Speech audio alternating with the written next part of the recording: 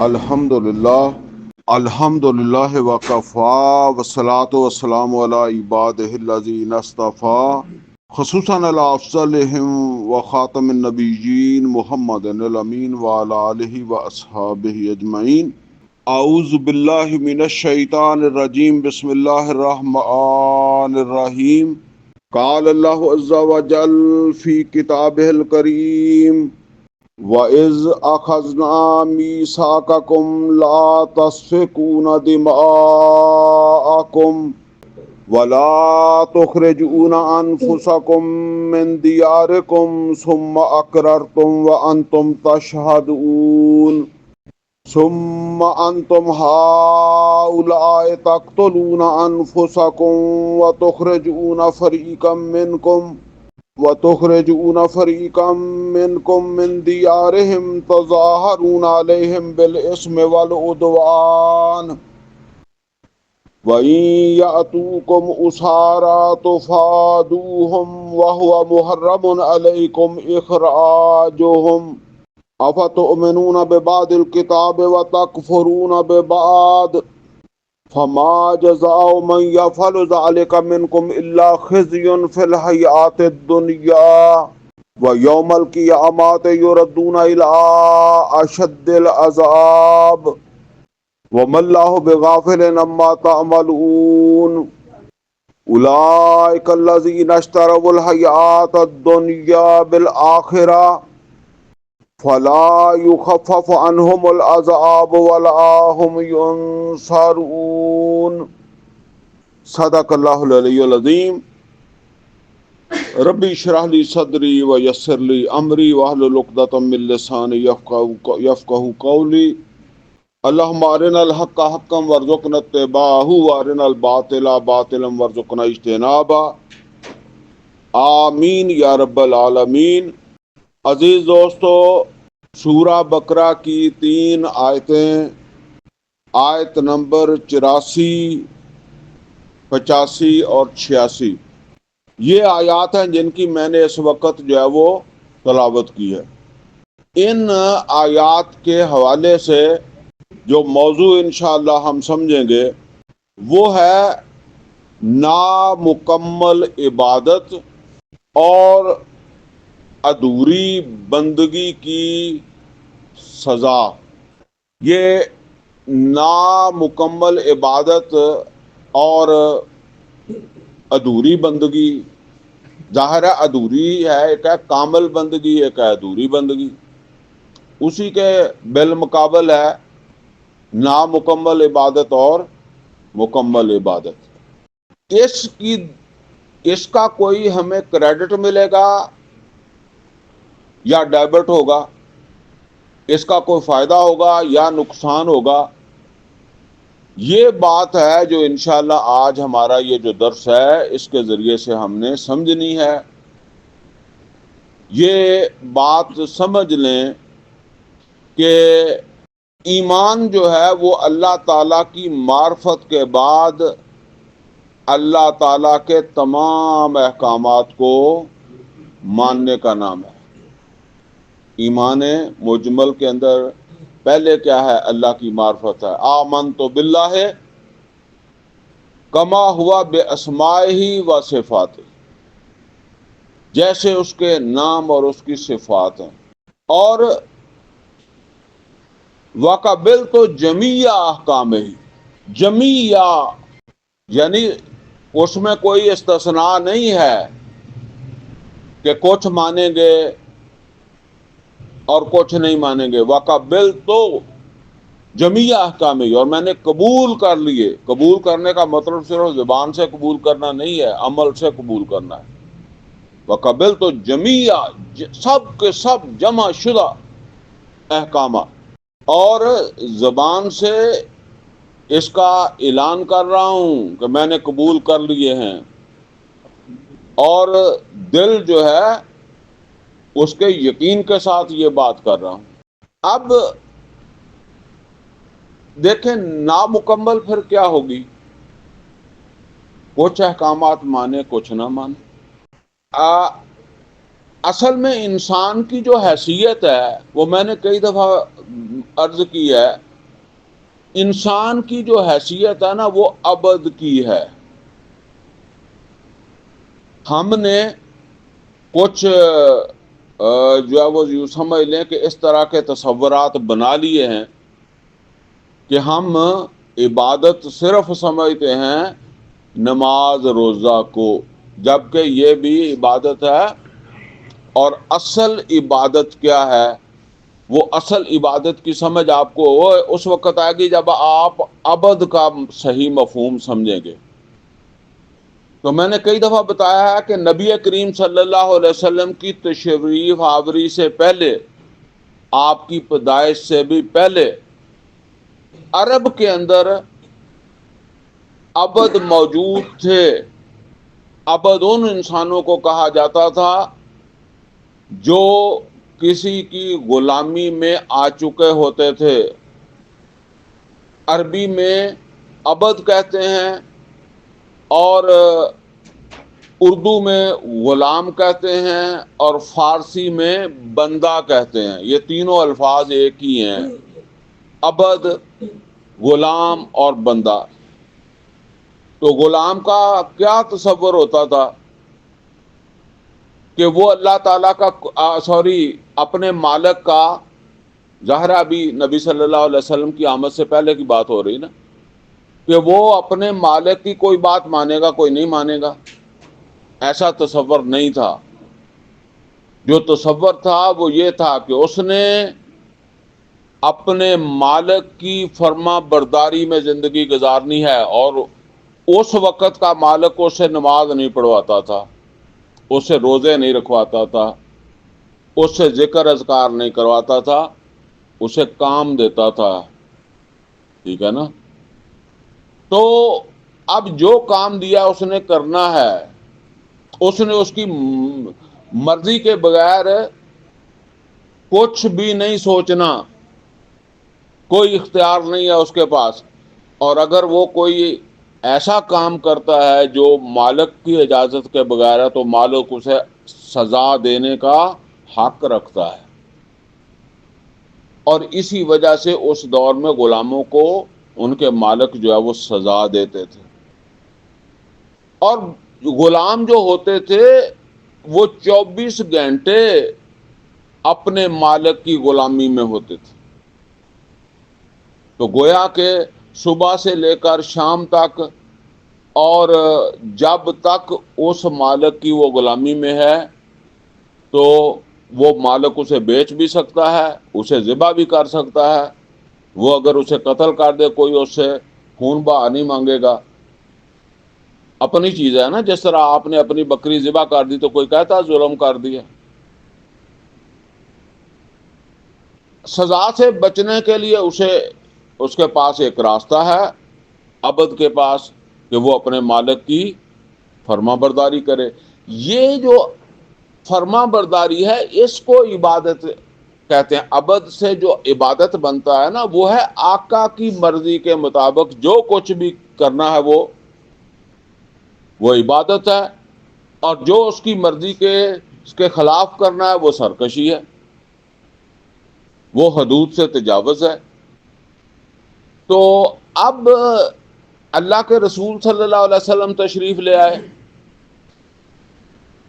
اللہ تعالیٰ نے انہی اصطلاحات میں بات کی جو اس معاشرے کے اندر رائج تھی. عبد اور عبادت کا ایک تصور موجود تھا. تو اب لوگوں کو بتایا گیا کہ ایمان ویسے تو تمام انسان ہی نہیں، بلکہ قرآن کریم کے اندر فرمایا گیا ہر چیز اللہ کی عبد ہے. سورہ مریم آیت نمبر 93 میں رب العزت نے ارشاد فرمایا ان کل من فی السماوات والارض الا آتی الرحمن عبدا، کہ ہر چیز جو ہے وہ رحمان کے سامنے عبد کے طور پر جو ہے وہ حاضر ہوگی اور حاضر ہوتی ہے. تو اس کو ہر چیز ہی عبد ہے. تو ہر چیز کی عبادت پھر کیا ہے؟ اللہ کی فرما برداری. سورج کی، چاند کی، زمین کی کیا عبادت ہوگی؟ اسی طریقے سے انسان کی جو ہے وہ عبادت یہ ہے. اب یہ سمجھ لیں کہ عبد جو ہے اب اس کی اس عبادت کے دو مرحلے ہیں. پہلا مرحلہ کیا ہے؟ پہلا مرحلہ یہ ہے کہ انسان اپنے آپ کو اللہ تعالی کی غلامی کے اندر رکھے اور اس سے باہر نکلنے سے بچے، اور اگر باہر نکل جائے تو توبہ کر کے پھر اندر آئے. اللہ تعالی کی حکمرانی جو ہے اس کو اپنے اوپر نافذ کر لے. حکمرانی، حکم اللہ کے احکامات کے تابع ہونے کو حکمرانی کہتے ہیں نا. میرے ہاتھ، میرے پاؤں، میری زبان، میری آنکھیں، میرے کان، میرا دماغ، کوئی چیز بھی ان حدود سے تجاوز نہیں کرے گی، اور اگر کبھی ایسا ہوا ہے تو توبہ کر کے پھر واپس آنا ہے. دوسرا مرحلہ کیا ہے؟ دوسرا مرحلہ یہ ہے کہ اب یہ جو معاشرہ ہے، اس معاشرے کے لوگ بھی تو اللہ کے عبد ہی ہیں نا. میں بھی اللہ کا عبد ہوں اور یہ بھی اللہ کے عبد ہیں. تو اب اس معاشرے کو بھی اللہ تعالیٰ کے احکامات کے تابع ہونا چاہیے. لہذا ایک جدوجہد، ایک کوشش، ایک محنت کہ یہ معاشرہ جو ہے اس کے اوپر بھی اللہ تعالیٰ کے احکامات جو ہیں وہ اسی طریقے سے نافذ ہو جائیں جیسے میرے اپنے وجود کے اوپر جو ہے وہ نافذ جس طرح قائم. لیکن یہ سمجھ لیں جہاں تک اپنی بات ہے، اپنے وجود کی بات ہے، تو یہ کام آسان ہے. یہاں میرا کنٹرول ہے، معاشرے کے اوپر میرا کنٹرول نہیں ہے. اور اس کے لیے پھر سبق پیغمبروں کی زندگی ہے. سب پیغمبروں کی زندگی دیکھیں اور محمد و رسول اللہ صلی اللہ علیہ وسلم کی زندگی دیکھیں. سب سے پہلے تو خود اللہ کی فرما برداری میں آنا ہے. انا اول المومنین انا اول المسلمین، میں سب سے پہلے ایمان لانے والا اور سب سے پہلے اللہ کی فرما برداری میں آنے والا. اب معاشرے کو اللہ کی فرما برداری میں لانے کے لیے مکہ کے اندر نبی صلی اللہ علیہ وسلم نے جس جدوجہد کا آغاز کیا، جس جہاد کا آغاز کیا، وہ جہاد بالقرآن ہے. قرآن کی دعوت لوگوں تک جو ہے وہ پہنچانی ہے. اور یہ کیوں پہنچانی ہے؟ تاکہ لوگوں کے دل بھی اس دعوت کو قبول کر لیں، ان کے اندر تبدیلی آئے، اور رفتہ رفتہ معاشرہ جو ہے اس کی سوچ، فکر، عمل کے اندر جو ہے وہ تبدیلی آئے گی. اور پھر جب ایک قوت تیار ہو جائے گی تو تھوڑے بہت لوگ جو ہے وہ اڑیں گے، تو پھر ان کے ساتھ جو ہے وہ طاقت کے ساتھ، قوت کے ساتھ بھی جو ہے وہ معاملہ جو ہے وہ کیا جا سکتا ہے. بہرحال یہ دوسرا مرحلہ جو ہے اس کے لیے پھر ہجرت بھی کی نبی صلی اللہ علیہ وسلم نے. اور یہاں تک کہ نبی صلی اللہ علیہ وسلم جب دنیا سے تشریف لے کر جا رہے تھے تو جس طرح ایک فرد کے طور پر آپ اللہ تعالیٰ کی فرما برداری میں تھے، یعنی عبادت کا تقاضا ایک فرد کی حد تک پورا ہو رہا تھا، اب ایک معاشرے کی حد تک جو ہے وہ پورا ہو رہا ہے. گویا کہ اب یہ سارا معاشرہ جو ہے وہ اللہ تعالیٰ کی عبدیت کا نمونہ جو ہے وہ بن گیا ہے. بہرحال یہ دو علیحدہ علیحدہ جو ہے وہ سمجھ لیں کہ مرحلے ہیں. اب اس میں کوئی آدمی یہ سمجھنے لگے کہ جی بس ٹھیک ہے، میں نے صرف اپنے وجود کی حد تک جو ہے وہ اللہ تعالیٰ کے احکامات کو پورا کرنا ہے، معاشرے کے حوالے سے یا تو یہ سمجھے کہ میری کوئی ذمہ داری نہیں ہے، یا ہار کے بیٹھ جائے، تھک کے بیٹھ جائے. دیکھیں، کامیاب ہو جانا یا ناکام ہو جانا یہ ایک علیحدہ بات ہے.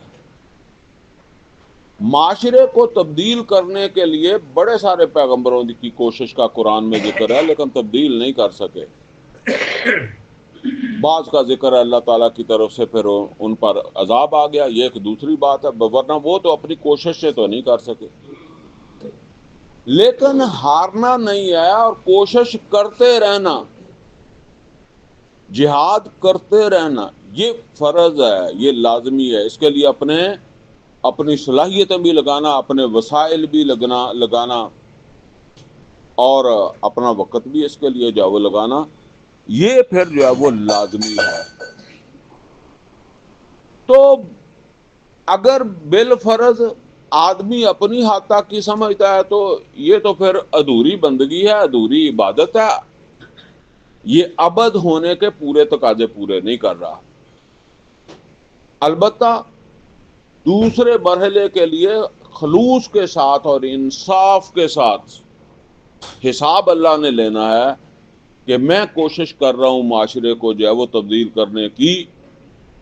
یہ کوشش جو ہے وہ ایمانداری کے ساتھ بندے کو جو ہے وہ کرنی چاہیے. یہ بات سمجھ لیں جی کہ یہ جو دین ہے نا، دین اسلام، اس کو آپ ایک مشین سے بھی تشبیہ دے سکتے ہیں. مشین جو ہوتی ہے نا، وہ کئی سارے اس کے پرزے ہوتے ہیں، سب پرزے جب مل جاتے ہیں نا تو پھر وہ اپنا اصل کام انجام دیتی ہے. مثال کے طور پر آپ دیکھیں، ایک گاڑی ہے، کار چلاتے ہیں نا، اللہ تعالیٰ نے جن کو بھی دی ہے، کار ہوگی، موٹر سائیکل بھی ہوگا، تو کوئی گاڑی آپ کے پاس ہے. اس گاڑی کے کتنے پرزے ہیں؟ میں ذرا موٹے موٹے کا نام لے لیتا ہوں. دیکھو، ایک اس میں انجن ہے. اگر انجن نکال لو تو گاڑی بے شک انجن باہر سے تو نظر نہیں آتا نا، دیکھنے والے کو تو کار ہی لگے گی، لیکن وہ انجن کے بغیر کار ہے. اچھا، اس کا سٹیئرنگ نہیں ہے، سٹیئرنگ کے بغیر وہ کار ہے. اس کے نیچے پہیے نہیں ہیں، ٹائر نہیں ہے، تو وہ اس کو آپ کار کہتے ہیں. اسی طریقے سے اس کی لائٹیں نہیں ہیں. کبھی رات کو آپ کسی سے گاڑی مانگنے جائیں اور وہ آپ سے کہے کہ گاڑی لے جائیں، اس کی لائٹیں نہیں ہیں، تو آپ کیا کہیں گے؟ لائٹوں کے بغیر میں نے گاڑی کو کیا کرنا؟ وہ کہے کہ بریک نہیں ہے، تو آپ کہیں گے بریک کے بغیر پھر گاڑی میں نے کیا کرنی ہے؟ اچھا، ادھوری بندگی کیا ہے؟ جس طرح یہ ساری چیزیں ملیں گی تو ایک کار بنے گی، اسی طریقے سے سمجھ لیں، ایک کار ہے آپ کے پاس جس کے نیچے ٹائر نہیں ہے، لیکن آپ اسے سٹارٹ کریں تو سٹارٹ ہوگی کہ نہیں ہوگی؟ وہ تو سٹارٹ ہوگی، ٹھیک ہے نا؟ آگے پیچھے نہیں ہوگی، کیونکہ آگے پیچھے اس نے ٹائروں کے ساتھ جو ہے وہ ہونا ہے نا. اسی طریقے سے بریک نہیں ہے تو گاڑی تو سٹارٹ ہوگی. یہ ہے کہ کھڑی کرنے میں مشکل ہوگی، جہاں آپ کھڑی کرنا چاہیں گے شاید وہاں نہ کھڑی ہو. تو اب یہ جو صورتحال ہے کہ گاڑی کے نیچے ٹائر نہیں ہے اور گاڑی جو ہے وہ سٹارٹ ہے، آواز پوری آ رہی ہے، یہ ادھوری بندگی ہے کہ آدمی اپنی نمازیں پڑھ رہا ہے، اپنے روزے رکھ رہا ہے، اپنی داڑھی لمبی کرتا جا رہا ہے اور اپنے ذکر و اذکار کے اندر جو ہے وہ اور بھی اضافہ کر رہا ہے، لیکن وہ جو دوسرا شعبہ ہے، آپ دیکھیں جب تک محمد اور رسول اللہ صلی اللہ علیہ وسلم نے جو مکہ میں دعوت دی تھی، اس کو چوٹی تک نہیں پہنچایا، حکمرانی تک نہیں پہنچایا، تو وہ جو دین تھا اس کے سارے ثمرات ظاہر نہیں ہوئے. میں کئی دفعہ آپ کو مثال سے سمجھایا کرتا ہوں، کتنے کتنے لوگ ہیں جو جن کے مرید کہتے ہیں کہ جی یہ پتہ نہیں کس منزل پر پہنچ گیا، کس مقام پر فلانا عالم دین پہنچ گیا اور فلانی جماعت پہنچ گئی ہے. تو قرآن کریم کے کتنے فیصد قرآن پر عمل کرتے ہیں؟ آپ ذرا خود غور کریں، قرآن کو پڑھیں اور پھر دیکھیں کہ بریلوی کتنے فیصد قرآن پر عمل کرتے ہیں، اہل حدیث کتنے پر کرتے ہیں، دیوبندی کتنے پر کرتے ہیں۔ اور قرآن کے واضح احکامات ہیں، عمل کر ہی نہیں سکتے، ممکن ہی نہیں ہے۔ اس لیے کہ مشین جب تک مکمل نہیں ہوگی، وہ کار جو ہے اس کے نیچے ٹائر نہیں جوڑو گے تو تم فورٹ آباد نہیں پہنچ سکتے۔ اس کو جتنا مرضی ایکسیلیٹر یہاں دیتے رہو، اس کا جو اصل ثمر ہے اس گاڑی کا رکھنے کا، وہ آپ کو اسی وقت ملے گا جب وہ اس کے سارے پرزے جو ہے وہ جڑیں گے، ٹھیک ہے نا؟ تو لہذا ان چیزوں کی بحث بھی نہیں کرتے۔ حالانکہ دیکھیں قرآن کریم کے اندر جو چیزیں آئی ہیں وہ معمولی نہیں ہیں۔ سود، اللہ کہتا ہے کہ حرب من اللہ و رسول ہے، رسول کہتے ہیں یہ ماں کے ساتھ زنا کرنے کے برابر ہے۔ یعنی ماں کے ساتھ زنا کر کے کوئی نماز پڑھ لے تو ہم اس کو درگزر کر لیتے ہیں۔ کیوں کر لیتے ہیں؟ ہمیں پتہ ہے کہ یہ نہ یہ روک سکتا ہے، نہ ہم اسے روک سکتے ہیں، نہ پاکستان کو روک سکتے ہیں۔ چور کے ہاتھ کاٹنے کا کہا السارق والسارقہ تو فقطعوا ایدیہما، چوری کو عورت کرے مرد کرے ان کے ہاتھ کاٹ دو۔ ہم ان چیزوں پر بحث ہی نہیں کرتے، ٹھیک ہے؟ ہمیں پتہ ہے کہ جو تقریر کر رہا ہے اس نے بھی وہ بھی یہ اس پر عمل نہیں کر سکتا۔ کوئی بڑے سے بڑا مدرسہ، کوئی سے بڑے سے بڑی خانقاہ، کوئی بڑے سے بڑا پیر، کوئی بڑی سے بڑی جماعت اس پر عمل نہیں کرتی۔ تو یہ سمجھ لیں جب تک وہ دین جو ہے وہ پورے کا پورا ایک مشین کی طرح اسمبل نہیں ہوگا، ایک دوسرے کے ساتھ جڑے گا نہیں، تو وہ سارے ثمرات جو ہے وہ ظاہر نہیں ہوگے۔ بہرحال پہلا مرحلہ تو آسان ہے، دوسرے مرحلے کے لیے جد و جہد کرنا یہ فرض ہے۔ یہ جد و جہد پورے اخلاص کے ساتھ جو ہے وہ ہونی چاہیے۔ اس کا نام ہے مکمل بندگی یا مکمل عبادت۔ محمد اور رسول اللہ صلی اللہ علیہ وسلم نے اس کا ماڈل ہمیں جو ہے وہ دکھا دیا۔ اب یہاں جو آیات ہم پڑھ رہے ہیں نا، ان کو سمجھ لیں۔ ان آیات میں ذکر ہے بنی اسرائیل کا۔ یہ جو پہلا سپارہ ہے نا، اس کے اندر بنی اسرائیل کی ان خرابیوں کا اللہ تعالیٰ نے ذکر کیا ہے جس کی وجہ سے وہ امت کے مقام سے ہٹا دیے گئے، معزول کر دیے گئے۔ کیونکہ امت محمد آ رہی ہے نا، تو امت محمد صلی اللہ علیہ وسلم کو اس مقام کے اوپر جو ہے وہ فائز کرنے سے پہلے جس کو ہٹایا جا رہا ہے اس کے ہٹائے جانے کے اسباب بیان کیے جا رہے ہیں۔ ان اسباب میں سے ایک سبب اللہ بیان کر رہا ہے اور اس میں سمجھا رہا ہے مسلمانوں کو کہ اس طرح کے آدھے پونے مسلمان نہیں چاہیے، اس طرح کے آدھے پونے جو ہے وہ ابد نہیں چاہیے۔ اللہ تعالیٰ فرماتا ہے کہ مجھے پوری بندگی چاہیے۔ واقعہ کیا ہے؟ واقعہ یہ ہے کہ اللہ تعالیٰ فرماتا ہے کہ یاد کرو جب ہم نے تم سے ایک وعدہ لیا تھا۔ یہ وعدہ کب لیا تھا؟ یہ وعدہ لیا تھا اللہ تعالیٰ نے جو ہے وہ موسیٰ علیہ السلام کے ذریعے سے، وہ طور پہ وہ طور پہاڑ کو بلند کیا تھا تو ایک میثاق لیا تھا۔ اس میثاق میں اللہ تعالیٰ نے، اس کی کئی ساری شکیں تھی، ان میں سے ایک شک یہ تھی کہ آپس میں خون ریزی نہیں کرو گے، آپس میں قتل و غارت نہیں کرو گے، اور اگر تمہارا کوئی بندہ کسی غیر مسلم کی قید میں چلا جائے تو اس کو وہاں سے آزاد کرواؤ گے۔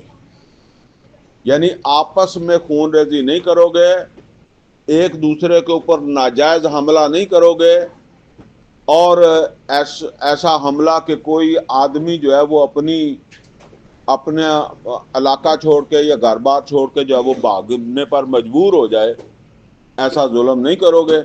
اگر کوئی آدمی غیر مسلموں کی قید میں چلا جائے، کیونکہ جہاد تو کرو گے نا، تو اس میں یہ بھی ہو سکتا ہے کہ کبھی تمہیں شکست ہے اور کبھی تمہارے دشمن کو شکست ہے۔ احد اور بدر آپ دیکھ لیں، دونوں کے اندر جو ہے وہ ایک جیسے حالات ہیں۔ تو اگر تمہارا کوئی آدمی یعنی کوئی ایمان والا غیر مسلموں کی قید میں چلا گیا تو اس کو غیر مسلموں کی قید میں نہیں رہنے دینا، بلکہ اسے آزاد کروانا ہے۔ اب آزاد کروانے کا کیا طریقہ ہو سکتا ہے؟ ایک طریقہ تو یہ ہوتا ہے کہ جنگ لڑ کے آزاد کروا لو، لیکن جنگ کی طاقت نہیں ہے۔ تو دوسرا طریقہ کیا ہوتا ہے کہ پھر ان کے ساتھ کوئی لین دین کرو، جرمانہ دو، کوئی فدیہ دو۔ جس طرح بدر کے جو قیدی تھے ان کا فدیہ دیا نا مکے والوں نے، جرمانہ دیا اور دے کے بندے چھڑائے، کیونکہ اس زمانے میں یہی ہوتا تھا کہ جو آدمی پھر پکڑ لیے ہیں ان کو غلام بنا لیا جائے گا۔ تو غلام پھر جو ہے وہ پیسے دے کے خرید لو، آزاد کر لینا اگر تمہارا کوئی آدمی جو ہے وہ دشمن کی قید میں چلا جائے۔ تو بنی اسرائیلی جو ہے نا، انہوں نے موسیٰ علیہ السلام کے زمانے میں تو جہاد نہیں کیا۔ البتہ موسیٰ علیہ السلام کے دنیا سے چلے جانے کے بعد 40 سال تقریباً ہو گئے تھے اس واقعے کو، وہ انکار جہاد کو، جو جب انہوں نے کہا تھا فَاذَهَبْ أَنْتَ وَرَبُّكَ فَقَاتِلَا إِنَّا هَاهُنَا قَاعِدُونَ، 40 سال ہو گئے تھے۔ موسیٰ علیہ السلام فوت ہو گئے، ہارون علیہ السلام فوت ہو گئے، اور بھی جن لوگوں نے انکار کیا تھا جوان تھے وہ سب مر گئے۔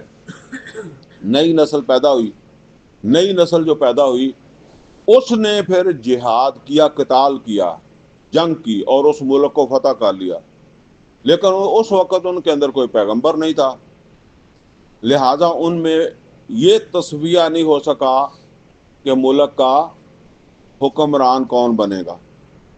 بہرحال جو ہے وہ کرتے کراتے انہوں نے 12 حکومتیں جو ہے وہ قائم کر لی، علیحدہ علیحدہ، ہر قبیلہ جو ہے وہ اپنا ہی حکمران جو ہے اس کے تابع بن گیا، اس کے تابع آ گیا۔ ان کی پھر باہم لڑائیاں ہونے لگی، اور آپ کو پتا ہے کہ اگر زوردار حملہ ہو تو کیا ہوتا ہے، جس طرح افغانستان کے اوپر زوردار حملے کیے امریکہ نے، تو کچھ لوگ لڑتے تھے، کچھ لوگ مر گئے اور کچھ لوگ بھاگ کر کوئی پاکستان میں کوئی ایران میں آ گئے جان بچانے کے لیے۔ تو جب اس طرح کی لڑائیاں ان کی آپس میں ہوتی تھی تو لوگ جو ہے وہ اب جن کی جان پر بنتی تھی وہ کہیں نہ کہیں بھاگتے تھے، اور جب بھاگ کے دائیں بائیں جاتے تھے تو دائیں بائیں وہ مشرکین آباد تھے وہ پکڑ لیتے تھے، اور جب وہ پکڑ لیتے تھے تو ان کے اندر تو ان کے ساتھ لڑ کر چھڑانے کی طاقت نہیں ہوتی تھی، آپس میں لڑ لڑ کے کمزور ہو گئے تھے۔ اب ان کی آپس کی لڑائی جب ٹھنڈی ہوتی تو پھر ان کے جو علماء تھے، دیندار لوگ تھے، وہ پھر تنقید کرتے تھے کہ دیکھیں جی اللہ کے حکم کی خلاف ورزی کی ہے، اپنے بھائیوں کو ان دشمن کی قید میں جانے پر مجبور کر دیا، یعنی ان کے گھروں پر حملہ کیا تو وہ جا کر دشمن کی قید میں چلے گئے، قیدی بن گئے۔ تو پھر وہ جو ان کے حکمران تھے وہ پھر مجبور ہوتے تھے، پھر کوئی چندہ وغیرہ جمع کرتے تھے اور ان کو وہاں سے خریدتے تھے، جا کر وہ جو غلامی میں چلے گئے ان کو خرید کے آزاد کرواتے تھے۔ اور میں کبھی کبھی اس واقعے پر بھی کہتا ہوں کہ ابھی وہ ہم سے بہتر ہی تھے، اس لیے کہ ہم نے بھی کئی پکڑ کر امریکہ کو دیے، ابھی تو صرف عافیہ صدیقی کا پتہ ہے، باقی لوگوں کا تو کس حکومت یہ بھی نکل آیا نام، ورنہ اس کا کس نے۔ اور ان کا تو اللہ کہتا ہے کہ وہ پھر ان کو چھڑاتے بھی تھے. یہ تو صرف پکڑاتے ہی ہیں نا, ہمارے تو ہم تو پکڑواتے ہی ہیں, تو اس کا مطلب یہ ہے کہ ہم تو یہودیوں سے بہت بدتر ہیں. بہرحال اب ان کے دو عمل تھے. ایک یہ تھا کہ اللہ نے کہا تھا کہ آپس میں خون ریزی نہیں کرنی, اور کسی قبیلے پر حملہ کر کے اسے مجبور نہیں کرنا کہ وہ اپنے گھر چھوڑ کر بھاگے. یہ جو حکم تھا اس پر تو انہوں نے عمل نہیں کیا, آپس کی لڑائی لڑی اور ان کے لوگ جو ہے وہ بھاگ کر قیدی بنے. لیکن بعد میں ان قیدی بن جانے والوں کو جا کر فدیہ دے کر چھڑا بھی لیا. تو گویا کہ اللہ تعالیٰ کے دو حکم تھے نا, ایک یہ تھا کہ آپس میں خون ریزی نہیں کرنی, اور کسی مسلمان کو اپنا گھر چھوڑ کر بھاگنے پر مجبور نہیں کرنا. یہ تو کر لیا, یعنی یہ حکم نہیں مانا. البتہ دوسرا حکم جو تھا کہ اگر تمہارے کوئی لوگ جو ہے وہ کسی دشمن کی قید میں چلے جائیں تو ان کو وہاں سے آزاد کروانا ہے, بے شک فدیہ دے کر آزاد کرواؤ. اس پر انہوں نے عمل کر لیا. تو میں نے جو بات کی ہے وہ یہ ہے کہ اللہ کا ایک حکم مان لیا اور ایک نہیں مانا. اب اس کو ہم اپنے اوپر جو ہے وہ اپلائی کر لیں. کتنے لوگ ہیں نماز کے بہت پابند ہیں, زکوٰۃ نہیں دیتے, اور اسی طریقے سے جو ہے وہ حج فرض ہوگا نہیں کرتے.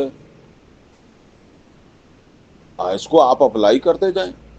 نمازیں بھی پڑھیں گے, زکوٰۃ بھی دیں گے, عمرہ بھی کریں گے, لیکن رزق حلال نہیں ہے. ٹھیک ہے نا,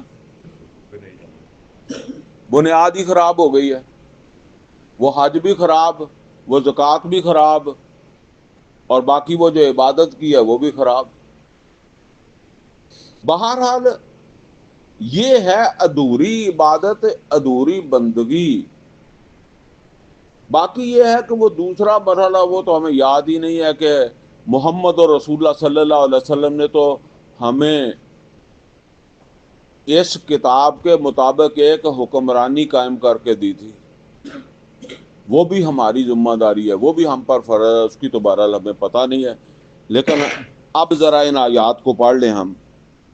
فرمایا وَإِذْ أَخَذْنَا مِيثَاقَكُمْ, اور یاد کرو جس وقت ہم نے تم سے بڑا پکا عہد لیا تھا, لا تسفکون دماءکم, کہ آپس میں خون ریزی نہیں کرو گے, ولا تخرجون انفسکم من دیارکم, اور نہ تم نکالو گے اپنے لوگوں کو ان کے گھروں سے, ثم اقررتم, پھر تم نے اقرار کیا تھا, مطلب تم نے کہا ہاں ہم ایسا ہی کریں گے جس طرح ہم نے کہا, قالوا سمعنا واطعنا, انہوں نے بھی کہا کہ ہم نے سنا اور مانا. اگرچہ وہ قرآن کریم میں آتا ہے کہ ان میں سے کچھ لوگوں نے اس طرح بھی کہا سمعنا وعصینا, لیکن وہ تو تھوڑے ہی تھے نا, تو اکثریت تو وہی تھی جس نے کہا سمعنا واطعنا. تو اللہ تعالیٰ فرماتا ہے کہ تم نے تو یہ کہا تھا کہ ہم اطاعت بھی کریں گے.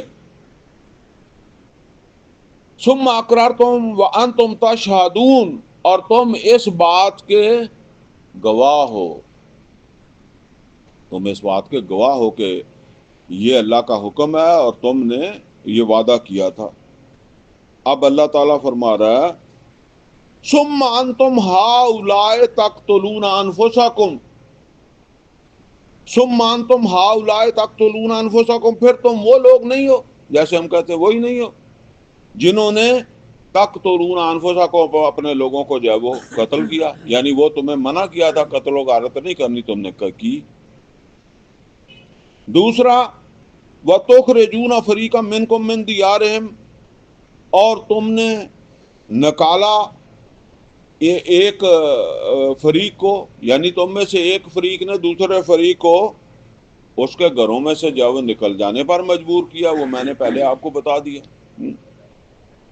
تظاہرون علیہم بالاسم والعدوان, اور یہ جو تمہارا حملہ تھا, جنہوں نے حملہ کیا وہ کوئی حق پر بھی نہیں تھے, تظاہرون علیہم بالاسم والعدوان، ان کا یہ حملہ جو تھا وہ گناہ تھا اور سرکشی تھی۔ اب آگے فرمایا وَإِن يَأْتُوكُمْ أُسَارَىٰ تُفَادُوهُمْ، اور جب وہ تمہارے سامنے اسیر بن جائیں، اسارا قیدی، اسیر۔ وَإِن يَأْتُوكُمْ أُسَارَىٰ تُفَادُوهُمْ، اور جب وہ تمہارے سامنے قیدی بنے تو تم نے ان کا فدیہ دیا، یعنی قیدی بھی خود بنوائے پھر ان کا فدیہ دیا، خود ایسے نہیں پکڑ کر دیے، حملہ کیا، وہ جان بچانے کے لیے بھاگے، بھاگ کر جو ہے وہ پھر ان کی قید میں چلے گئے، تو فادوہم، تو پھر تم نے ان کا فدیہ دیا۔ وَهُوَ مُحَرَّمٌ عَلَيْكُمْ إِخْرَاجُهُمْ، جبکہ تمہارے لیے تو حرام تھا ان کا اخراج ہی، یعنی وہ جو تم نے حملہ کیا جس کے نتیجے میں ان کا اخراج ہوا، وہ بھاگ کر اپنے گھروں کو جو ہے وہ چھوڑ کر جو ہے وہ بھاگے، دشمن کے قیدی بنے، وہ عمل ہی تمہارا جو ہے وہ حرام تھا۔ وَهُوَ مُحَرَّمٌ عَلَيْكُمْ إِخْرَاجُهُمْ، ان کا اخراج ہی حرام تھا، یعنی ایک کام تو تم نے حرام کا کیا، حرام کام کیا، اللہ نے منع کیا تھا نہیں کرنا، وہ تو تم نے کیا، اور دوسرا اللہ کے کہنے کے مطابق کر لیا کہ فدیہ دے کر ان کو جو ہے وہ چھڑا لیا۔ تو اب اللہ تعالیٰ نے ایک سوال فرمایا، بہت توجہ طلب بات ہے، فرمایا آفَتُؤْمِنُونَ بِبَعْضِ الْکِتَابِ وَتَکْفُرُونَ بِبَعْضٍ، کیا تم ایمان لائے، آفَتُؤْمِنُونَ بِبَعْضِ الْکِتَاب، کیا تم ایمان لائے اللہ کی کتاب کی ایک بات پر، وَتَکْفُرُونَ بِبَعْضٍ، اور کفر کر دیا اللہ کی کتاب کی دوسری بات کا۔ اب ہم سوچیں کہ نماز کس کا حکم ہے؟ اللہ کا، اور زکوٰۃ کس کا حکم ہے؟ سود کو مٹانا ہے، یا یمحق اللہ الربا، یہ کس کا حکم ہے؟ اللہ کا۔ نماز پڑھ رہا ہے، زکوٰۃ بھی دیتا ہے، تو سود کو مٹانے کے لیے کیا جدوجہد کرتا ہے، کیا کوشش کرتا ہے؟ تو ایک حکم مانا ہے، پھر دوسرا اللہ کا نہیں ہے، وہ کسی اور کا ہوگا، یہی بات اللہ کہتا ہے۔ یہی میں اکثر آپ سے یہ کہا کرتا ہوں، یہ فرقہ بندی نے ان چیزوں کے اندر الجھا کر لوگوں کو جو ہے وہ رکھ دیا ہے جن کی کوئی بات ہی نہیں ہے، جن کا کہیں ذکر ہی نہیں ہے، اور جن کا ذکر ہے ان کو نظر انداز کرا دیا گیا۔ بہرحال فرمایا کہ آفَتُؤْمِنُونَ بِبَعْضِ الْکِتَابِ وَتَکْفُرُونَ بِبَعْضٍ، کیا تم نے اللہ کی کتاب کے ایک حکم کو مانا اور ایک کا کفر کیا؟ اب سوالیہ جیسے کہتے ہیں نا، پھر کیا مانگتے ہو بھائی؟ اگر تم نے ایک حکم مانا ہے اور ایک نہیں مانا تو کیا مانگتے ہو؟ فرمایا فَمَا جَزَاءُ مَن يَفْعَلُ ذَلِكَ مِنكُمْ، تو پھر کیا جزا ہونی چاہیے؟ جیسے وہ بعض اوقات کہہ دیتے ہیں کہ تو اپنی سزا آپ ہی دس، پھر کی بڑھنا چاہیے تیرے نال۔ فرمایا فَمَا جَزَاءُ مَن يَفْعَلُ ذَلِكَ مِنكُمْ، تو پھر کیا جزا ہونی چاہیے تم میں سے جو اس طرح کی عبادت کرے، ایک حکم مانے ایک نہ مانے، اس طرح کا عبد ہو کہ کوئی حکم مانے اور کوئی نہ مانے، اس طرح کا بندہ ہو کہ مرضی سے مانے اور جس کو دل کرے کو بات کو مان لے اور جس کو دل کرے چھوڑ دے، ایسی بندگی، ایسی عبادت، ایسی غلامی۔ فرمایا کیا اس کی جزا کیا ہونی چاہیے؟ لوگوں کو پتا ہے کہ اس معاشرے میں لوگوں کو پتا ہے کہ یہاں جو آقا ہے پھر ایسے عبد کو سزا دیتا ہے، اس سے خوش نہیں ہوتا، تو اس لیے سوالیہ انداز میں پوچھا ہے فَمَا جَزَاءُ مَن يَفْعَلُ ذَلِكَ مِنكُمْ۔ اب آگے خود ہی اللہ نے جواب دیا إِلَّا خِزْيٌ فِي الْحَيَاةِ الدُّنْيَا، إِلَّا خِزْيٌ فِي الْحَيَاةِ الدُّنْيَا، پہلی سزا، دو سزائیں ہیں، پہلی سزا إِلَّا خِزْيٌ فِي الْحَيَاةِ الدُّنْيَا، پہلی سزا یہ ہے کہ ایسے جو ہے وہ ایسے ادھوری بندگی کرنے والے مسلمان کو ایسے ادھوری عبادت والے عبد کو، ایسی نامکمل جو ہے وہ غلامی کرنے والے غلام کو اس کے علاوہ کیا سزا دی جا سکتی ہے؟ الا خزی فی الحیات الدنیا، خزی، پہلا تو یہ ہے کہ دنیا کی زندگی کے اندر ہی جو ہے وہ رسوا کر دیا جائے، ذلیل کر دیا جائے، الا خزی فی الحیات الدنیا۔ اور دوسری سزا کیا ہے؟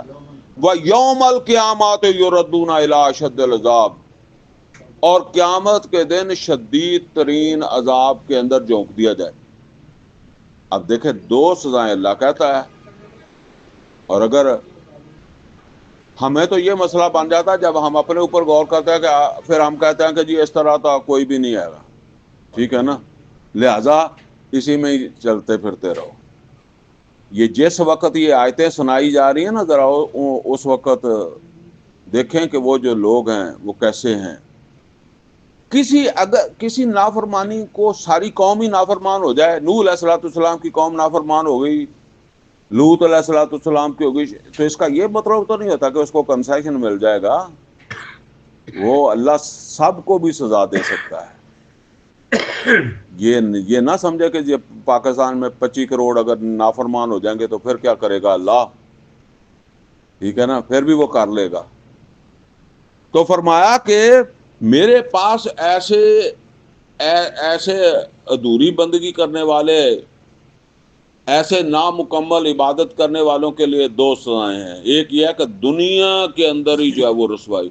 اب آپ خود سوچ لیں، دنیا کے اندر رسوائی، اچھا اس کے کوئی اسباب بنتے ہیں، وہ کچے کے ڈاکو کو، پکے کے ڈاکو کو، حکمران کو، دوسرے تیسرے، ہم یہ ڈھونڈتے پھرتے رہتے ہیں، اور ہم نے کبھی اپنی جگہ اپنی ذمہ داری کو سمجھا ہی نہیں ہے کہ میری ذمہ داری کتنی ہے، کیا میں اپنی ذمہ داری پوری ادا کر رہا ہوں یا نہیں کر رہا۔ تو بس اللہ تعالیٰ نے تو بتا دیا کہ دنیا کی پھر کیسے زندگی دنیا میں کیسے رسوا کرے گا، جیسے ہم ہو رہے ہیں ایسے ہی کرے گا۔ یہودیوں کو بھی ایسے ہی کیا۔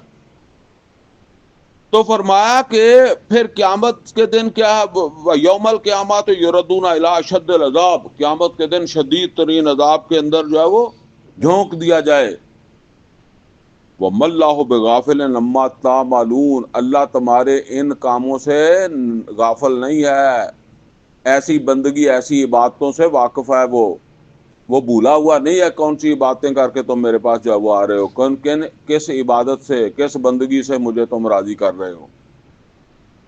اولئک الذین اشتروا الحیات الدنیا بالآخرہ، اللہ تعالیٰ فرماتے ہیں کہ یہی وہ لوگ ہیں اصل کے اندر جنہوں نے دنیا کو ترجیح دے دی آخرت کی، انہوں نے آخرت کی فکر ہی نہیں کی۔ اگر یہ آخرت کی فکر کرتے تو پھر یہ ضرور مکمل عبادت یا مکمل بندگی کی فکر کرتے۔ انہوں نے جو فکر نہیں کی، یہ صرف ان کو دنیا کی طلب، دنیا کی خواہش، دنیا کے اندر جو ہے وہ پھر وہ دنیا کے بارے میں اکثر یہی بات میں عرض کیا کرتا ہوں کہ بس انسان کو ایسا ہی لگتا ہے کہ بس تھوڑا سا کام باقی ہے، تھوڑا سا کام باقی ہے، اور بس پھر ایک دن موت آ جاتی ہے۔ وہ کام تو اتنا ہی رہتا ہے جتنا اس کو نظر آ رہا ہوتا ہے، وہ زیادہ نہیں نظر آتا، تھوڑا سا ہی نظر آتا ہے۔ تو فرمایا کہ اولئک الذین اشتروا الحیات الدنیا بالآخرہ، یہی وہ لوگ ہیں کہ جنہوں نے ترجیح دی دنیا کی زندگی کو آخرت کے اوپر۔ فلا یخفف عنہم العذاب، اب اللہ کہتا کہ جب میں قیامت کے دن ان کو اس ادھوری بندگی کی سزا دوں گا تو ذرا نرمی نہیں کروں گا، ولا ہم ینصرون، اور نہ کسی جانب سے ان کو کوئی مدد پہنچے گی۔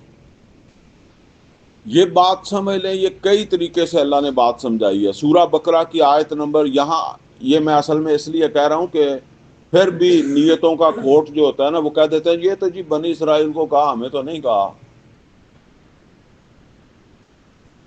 سورہ بقرہ کی آیت نمبر 208 میں فرمایا یا ایھا الذین آمنو، اے ایمان والو، ادخلوا فی السلم کافہ، پورے کے پورے اسلام کے اندر جو ہے وہ داخل ہو جاؤ۔ وہی بات ہے کہ پورے کے پورے جب آپ پورے عمل احکام پر عمل نہیں کیا تو داخل کیسے ہوئے؟ پورے کے پورے اسلام کے اندر داخل ہو جاؤ. تو پورے کے پورے جو داخلہ ہے وہ میں سمجھایا کرتا ہوں کہ یہ ہمارے علاقے میں اب یہ بسیں جو چلتی ہیں نا، یہ بسیں ایئر کنڈیشن ہوتی ہیں، عام طور پر ان کے دروازے کھڑکیاں بند ہی ہوتے ہیں. لیکن اس سے پہلے جو بسیں چلتی تھی وہ ایئر کنڈیشن نہیں ہوتی تھی، دروازے کھلے، کھڑکیاں شیشے کھلے، ہر سواری جو ہے وہ بیٹھی ہے اس کے ساتھ شیشہ لگا ہوا ہے وہ کھول لیتے ہیں. اور اگر کسی جگہ سٹاپ پر بس رکی ہے نا تو وہ پکوڑوں والے، سموسوں والے، گنڈیریوں والے وہ بھی آ جاتے تھے. ہر سواری اپنے شیشے سے سودا بھی خرید لیتی تھی. جب سٹاپ وغیرہ ہوتا تھا تو وہاں وہ منع بھی نہیں کرتے تھے، بس والے منع نہیں کرتے تھے. لیکن جب بس چل رہی ہوتی تھی نا تو اس وقت وہ اس بات کے اوپر جو ہے وہ بہت محتاط ہوتے تھے کہ کسی کا بازو باہر نہ ہو، کسی کا سر باہر نہ ہو. عادت پڑی ہوتی ہے نا ہم لوگوں کو، تو کئی لوگ جو ہے وہ پھر بھی بازو باہر نکال لیتے تھے. چلتی بس ہے، کبھی سر باہر نکال لیا. تو وہ ڈرائیور کے سامنے جو شیشہ لگا ہوتا تھا وہ وہاں سے سواریوں کو دیکھتا رہتا تھا. اور یہ میں نے خود دیکھا ہے کہ اگر کسی سواری نے بازو باہر نکالا ہے، کسی نے سر باہر نکالا ہے، تو وہ آواز دے کر کنڈکٹر کو جو ہے وہ کہتا تھا کہ اس کا سر پکڑ کر اندر کرو، کیونکہ ساتھ جانے والی کسی چیز سے ٹکرا سکتا ہے، خطرے میں ہے. تو اب بیٹھا بس کے اندر ہے لیکن سر باہر ہے. تو اسلام میں آنے کے بعد اگر حرام کھا رہا ہے تو پیٹ تو باہر چلا گیا. آپ ذرا دیکھیں نا، اشہد اللہ الہ الا اللہ اشہد ان محمد عبدہ و رسولہ کہہ کے اسلام میں داخل ہوا ہے اور حرام کھا کے یہ پیٹ یہ اسلام کے اندر رہا کہ باہر نکل گیا. تو بس یہی بات ہے. اللہ تعالیٰ فرماتا ہے کہ اسلام کے اندر رہو، یا ایھا الذین آمنوا ادخلوا فی السلم کافہ، پورے کے پورے اسلام کے اندر جو وہ رہو. کوئی تمہاری آنکھ، کوئی تمہارا ہاتھ، کوئی تمہارا پاؤں، کوئی تمہاری زبان، کوئی چیز جو ہے وہ باہر نہ رہے، سب کے سب مکمل فرما برداری کے اندر جو ہے وہ آ جاؤ. تو یہ مطالبہ ہم سے بھی ہے اور یہ سزا ہمارے لیے ہی ہے. اور اللہ تعالیٰ نے ہمیں امت بنانے سے پہلے یہ بتایا ہے کہ وہ سابقہ امت جو ہے اس کو ہٹائے جانے کا ایک سبب یہ بھی ہے کہ انہوں نے ادھوری بندگی یا ادھوری عبادت جو ہے اس کے اوپر وہ چلنے لگ گئے، اس کے اوپر قناعت کرنے لگ گئے. ایک کوئی حکم مان رہے ہیں اور کوئی نہیں مان رہے ہیں. تو یہ سمجھ لیں دنیا کی رسوائی سے نکلنے کا بھی اور آخرت میں سزا سے بچنے کا بھی یہی ایک رستہ ہے کہ ہم اپنے آپ کو اللہ تعالیٰ کے تمام احکامات جو ہیں ان کو ماننے کے لیے ذہناً تیار کر لیں. اور ہم یہ سمجھیں کہ میری مسلمانی کا فائدہ تب ہی ہے اگر میں قائم ہوں وَقَبِلْتُ جَمِيعَ أَحْكَامِهِ، میں نے قبول کیے ہیں سب کے سب احکامات، اقرارم باللسان و تصدیقم بالقلب. یہ جو زبان سے کہہ رہا ہوں یہ صرف زبان سے نہیں کہہ رہا، دل سے کہہ رہا ہوں. تو دل سے جس نے کہا ہے وہ تو پھر عمل کی کوشش کرے گا کہ نہیں کرے گا. اگر کہیں غلطی ہوگی تو توبہ کرے گا. اللہ سے دعا ہے اللہ عمل کی توفیق عطا فرمائے. اقول قولی ھذا واستغفرہ لی ولکم ولسائر المسلمین والمسلمات.